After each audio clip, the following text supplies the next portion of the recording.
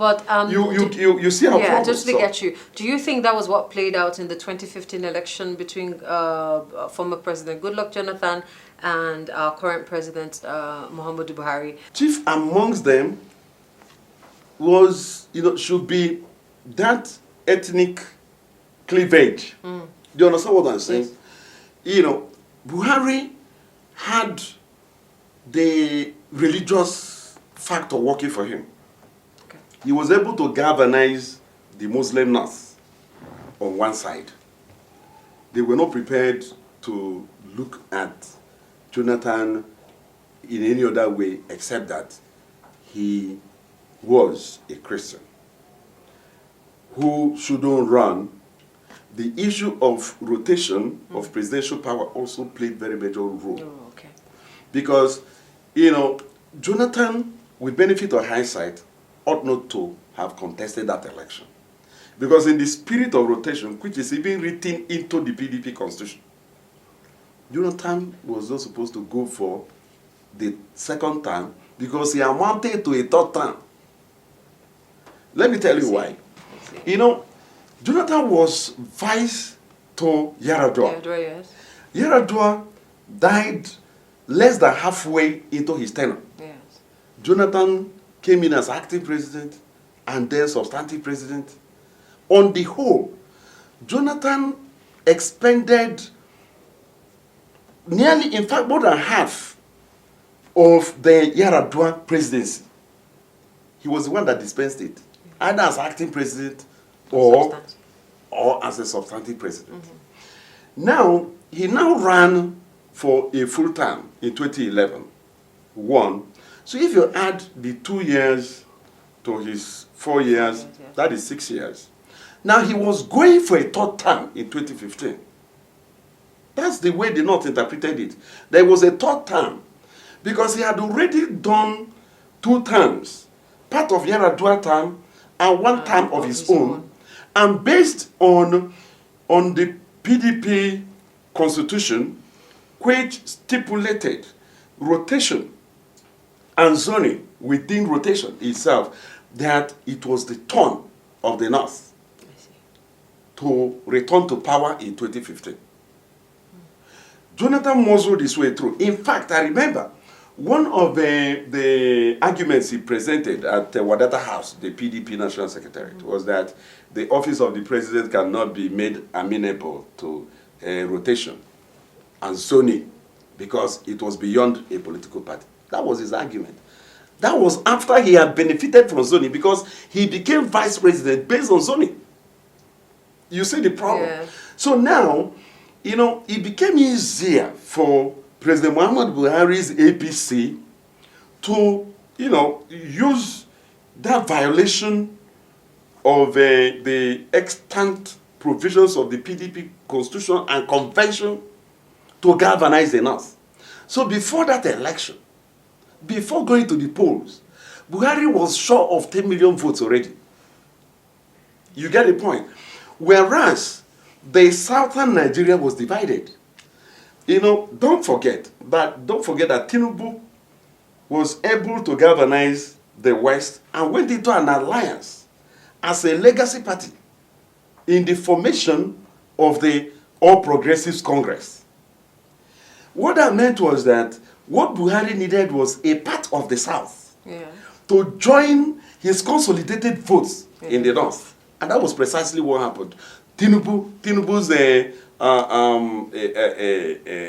Action Congress of Nigeria offered it.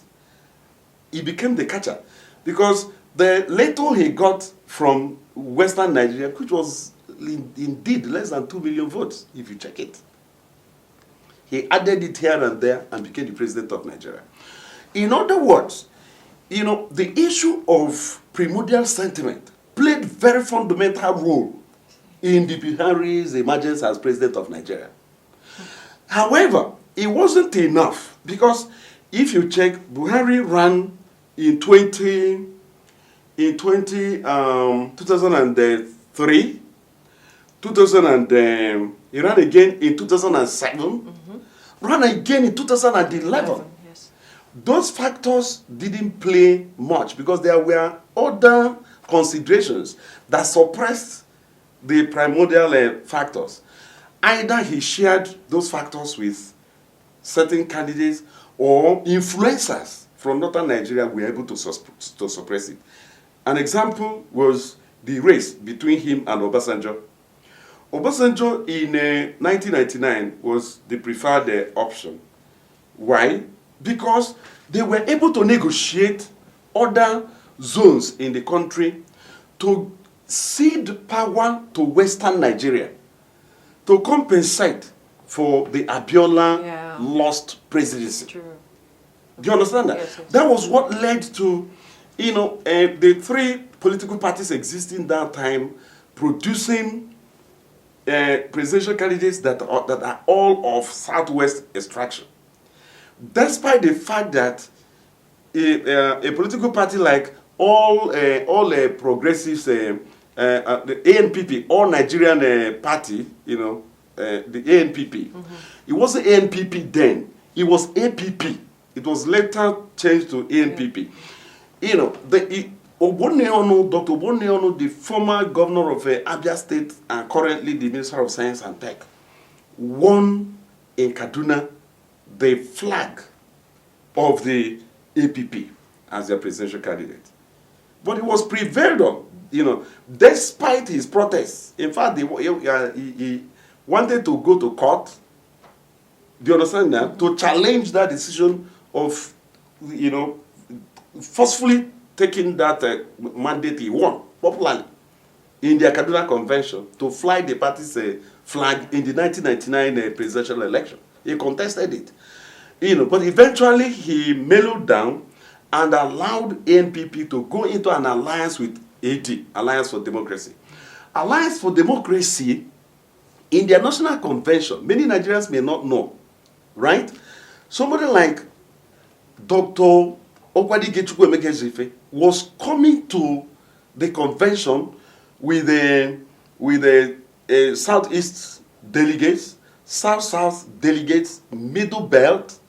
What that meant was that if they allowed a popular convention, Ezife would have taken the AD ticket ahead of Olufalaye. But, national consensus dictated that, look, something extraordinary needed to be done. They had to suppress these popular votes to allow the Southwest to produce the two presidential candidates. In fact, there was a consolidation between APP and the Action Group. Alliance for Democracy, not Action Group. Action Group is of the First Republic. Alliance for Democracy. Alliance for Democracy now consolidated both the ticket of APP and that of Alliance for Democracy. So it became a joint party ticket, so to speak. Olufalaye represented the two parties, whereas Obasanjo, picked that of PDP. In Jos, I was in the field of Jos, in the cold winter of February, when Obasanjo, emerged as the presidential flag bearer of People's Democratic Party. Ekwueme was the person that was primed to fly that flag until 2 to 3 days to that convention. In fact, I later found out that Ekwueme knew he was not going to be eventually. Oh, okay. Yes. Ekwueme knew he was not going to be eventually. I knew so. Look at how I found out. I was in Aleppo media team. I was working with the late Chief Millie Ike Abo and the late Tony Momo, former minister of, these were the people that coordinated the media, right? And, the horse trading that was going on, it was obvious that there was an intervention that came from the top. Ekwueme was aware of it and didn't want to counter it. Wow. He didn't want to counter it. I don't want to go beyond this. Do you understand that? Yes, sir. But the major political players in Nigeria know precisely what I am talking about. That there was an intervention that stopped Ekweme. And Ekweme, for his patriotic zeal, sacrificed that opportunity he had. Very unique. He would have become the president of Nigeria. You know, he was a slim, you know, he lost it by less than a whisker. You know. But again, this goes on to underscore further my position that the Southeast has always made sacrifices to keep the country together. You know, where it mattered most. Zik did that, Ekweme did that, Ogbonionu did that, Okwadike did that. They sacrificed all the options they had to fly their parties, presidential flags, right? Mm-hmm. They didn't insist. If they indeed, maybe they would fly, run and lose. Yeah. But maybe they could have won. Because I don't see what could have stopped Ekweme from winning.